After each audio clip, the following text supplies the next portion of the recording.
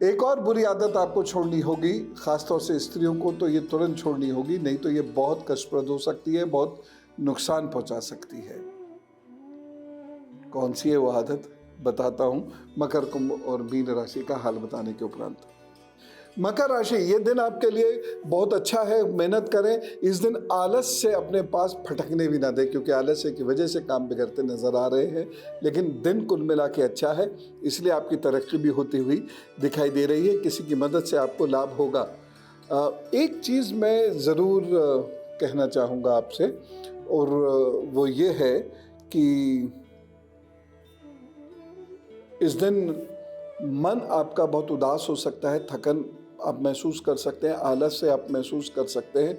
इन सब से बाहर आइए, गहरी श्वास खींचिए और लाइट ऑफ लाइफ देखिए और अपने काम पर जुट जाइए। दूध का दान इस दिन ज़रूर देना है आपको, और 8 वर्ष से छोटी कन्या के लिए किसी भी रूप में कोई सेवा अवश्य कर दीजिएगा, आपका कल्याण हो जाएगा। कुंभ राशि की बात करते हैं। कुंभ राशि के लोगों को धन का संकट होता हुआ दिखाई दे रहा है, उसके साथ साथ दुश्मन बहुत हावी हैं और दुश्मन आपका नुकसान कर सकते हैं। मित्र की आड़ में कोई व्यक्ति आपका नुकसान करता हुआ नजर आ रहा है, इसलिए किसी की बात पर आंख मूंद कर विश्वास ना करें और वाहन बहुत ध्यान से चलाएं। इस दिन आपको एक सावधानी बरतनी होगी। इस दिन ठंडी चीज़ें खाने से बचिएगा और एक छोटा सा उपाय कर लीजिएगा, गुनगुना जल 3 से 4 बार पिएं और 5 सब्जियों का दान जरूर कर दें, परेशानियों से आप बचे रहेंगे। मीन राशि की बात करते हैं। सोच समझ कर बोलिए, तोल मोल कर बोलिए।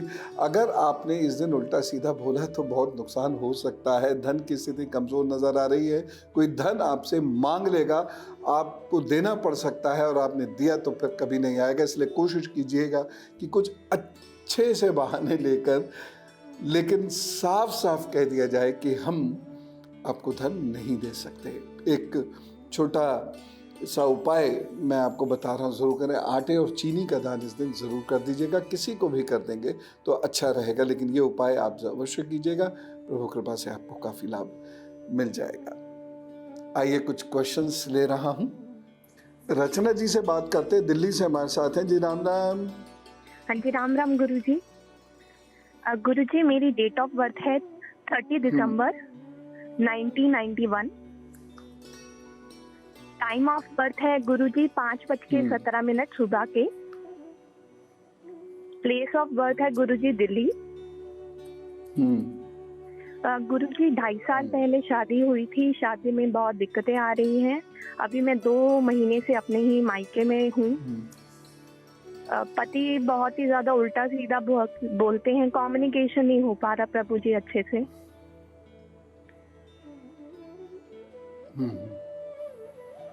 देखिए, किसी बात विशेष पर विरोध है और आप दोनों की सोच चूंकि बिल्कुल अलग है, इसलिए ये परेशानी है।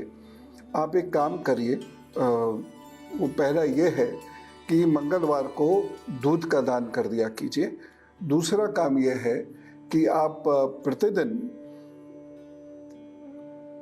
एक ओम नारायण नमो नमः का जप करा कीजिए, और कभी कभी आप दोनों लोग कुत्ते को भोजन ज़रूर दे दिया करें। बस इतना सा काम करना शुरू करिए, चीज़ें धीरे धीरे ठीक होंगी। चीज़ों को ठीक करना इसलिए भी ज़रूरी है कि सेकंड मैरिज से भी ऐसी प्रॉब्लम हो जाएगी तो मैं आपसे बिल्कुल नहीं कहूँगा कि आप डिवोर्स दें कि आगे अच्छी मैरिज हो जाएगी, इसलिए यहाँ डिवोर्स दें, बिल्कुल नहीं कहूँगा। आप इसी को बचाने की कोशिश कीजिए, ये उपाय आपकी ज़रूर मदद करेंगे।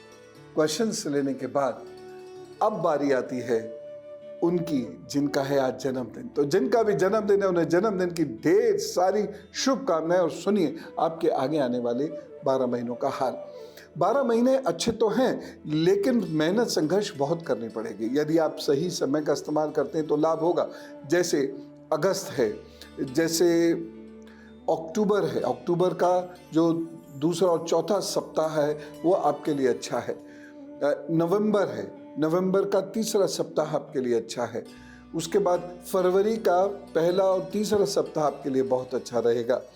मार्च भी आपके लिए ठीक है और मई जून भी आपके लिए एवरेज रहेंगे, लेकिन बहुत मेहनत कीजिएगा। और एक कारण मैं एक बात बहुत विशेष कहना चाहता हूँ कि जो भी धन आप लगाएं, इन्वेस्टमेंट करें किसी भी रूप में, उसके रिटर्न्स एकदम आएंगे ये कल्पना मत कीजिएगा। उसमें समय लग जाएगा, काफ़ी समय लगेगा, लेकिन धैर्य मत खोइएगा। हाँ, इतना कर सकते हैं कि आप ऐसे कुछ इन्वेस्टमेंट करें जिनका रिटर्न बहुत लेट मिलता हो, तब कोई टेंशन नहीं रहेगी, तब कोई चिंता नहीं रहेगी। कुल मिला के वक्त बहुत अच्छा है, इसका सदुपयोग कीजिएगा।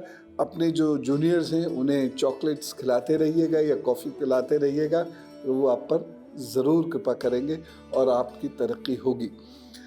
महीने के किसी एक शनिवार एक काम ज़रूर करना है आपको कि लोहे की कटोरी लीजिएगा और उसमें उड़द की दाल रखकर किसी ज़रूरतमंद व्यक्ति को अवश्य दे दीजिएगा। और अब धर्मशास्त्र से आज मैं आपको अंगुलीमाल की कथा सुनाता हूँ। भगवान बुद्ध से और अंगुलीमाल से जुड़ी हुई ये कथा है और ये बहुत प्रेरणादायक है। अंगुलीमाल एक बहुत भयंकर डाकू था और इसके पंजे से कोई नहीं बच पाता था। एक बार भगवान बुद्ध को कहीं जाना था तो वह उसके क्षेत्र से होकर गुजर रहे थे और अकेले थे। अंगुलीमाल ने कहा कि कमाल है, मेरे पास तो झुंड के झुंड आते हैं और मेरा शिकार बन जाते हैं, इस व्यक्ति को मुझसे डर नहीं लग रहा जो अकेला यहाँ से गुजर जा रहा है, या ये मुझे चुनौती दे रहा है। अंगुलीमाल का जो खड्ड दिमाग था उसने कहा अच्छा ये चुनौती दे रहा है। वो उसको अपना लक्ष्य लेके और तथागत बुद्ध पर हमला करने चल दी। अब वो तेजी से पीछे भागा जाए, लेकिन भगवान बुद्ध हाथ ना में, तो उसने कहा ये कैसे हो सकता है। तो उसने चीख के कहा रुको सन्यासी, यहां रुको, श्रमण यहीं रुको। श्रमण ने कहा तुम रुको, तुम स्थिर हो जाओ, मैं तो स्थिर ही हूं। उसने कहा कि आप महाराज दौड़ रहे हैं, आप तेजी से चलते चले जा रहे हैं, ना आप स्थिर हैं ना मैं स्थिर हूं। तो भगवान बुद्ध ने जो कहा उसे सुनिए। उन्होंने कहा कि जिसके मन में बहुत सारे विचार होते हैं, जिसके मन में अनर्गल विचार होते हैं, जिसके मन में अनैतिक विचार होते हैं, वह जीवन में कभी स्थिर नहीं रह सकता। तुम इसलिए स्थिर नहीं रह पाओगे और जीवन में अस्थिर व्यक्ति कष्ट भोगता है। ये सुनकर अंगुलीमाल चिंता में पड़ गया। अंगुलीमाल ने सोचा कि ये कोई साधारण व्यक्ति नहीं है, कि कोई महान व्यक्ति है, और अंगुलीमाल उनकी शरण में जा पड़ा और धीरे धीरे उसने अपना सारा बुरा कर्म छोड़ दिया। वो डाकू अब नहीं है, वो तथागत बुद्ध के रास्ते पर चल दिया और धीरे धीरे धीरे धीरे वो बहुत प्रसिद्ध श्रमण बना, जिससे ये पता हमको भी चलता है कि हमें अनर्गल विचार निकाल के अपने मन से फेंक देने चाहिए। उसके बाद मन शांत एकाग्र हो सकता है और जिसे भगवान बुद्ध की भाषा में कहे तो स्थिर हो सकता है। अन्यथा चित्त स्थिर नहीं रहेगा तो शरीर भी स्थिर नहीं रहेगा। चित्त को शांत कीजिए, अपने में फोकस कीजिए और खूब मेहनत से अपना काम कीजिए, सहजता और ईमानदारी के साथ। प्रभु कृपा करेंगे। यही इस कथा का मूल था। और अब गुरु मंत्र। हर श्रृंगार की बात करूंगा मैं। हर श्रृंगार को पारिजात भी कहते हैं, कूरी भी कहते हैं, स्याहरू भी कहते हैं, सेओली भी कहते हैं। ये अद्भुत पेड़ है, सामान्यता मिल जाता है, खूब मिल जाता है। और ये पेड़ ऐसा है मानो भगवान का कोई वरदान हो हमारे ऊपर, मनुष्य जाति के ऊपर। इसका पत्ता खाने से खून साफ हो जाता है, खून संबंधी बीमारियां दूर होती हैं। डायबिटीज में ये बहुत ज़्यादा लाभदायक होता है, खून को साफ करना शुरू कर देता है, जिससे डायबिटीज का किडनी पर प्रभाव नहीं आता या रिड्यूस हो जाता है। पारिजात के पत्तों का काढ़ा बना लीजिए और इसका सेवन करना शुरू करिए और आप देखिएगा रक्त साफ होगा और खून में जो शर्करा मिली हुई होती है ना, डायबिटीज जो होती है, मधुमेह जो होती है, उसमें बहुत लाभ होता है। कुछ लोग बहुत तनाव में रहते हैं, तनाव में रहने की वजह से हमारा हार्मोनल सिस्टम डिस्टर्ब होता है, ब्रेन वाटर डिस्टर्ब हो जाता है और हमारा दिमाग थकने लगता है। ऐसे में पारिजात के पेड़ के पास बैठ जाइए और खूब गहरी गहरी सांस लेकर उसकी सुगंध सूंघिए। 1 महीने में आपको ऐसा लगेगा कि आप बहुत मजबूत हो गए हैं और अब आप परेशान नहीं होते।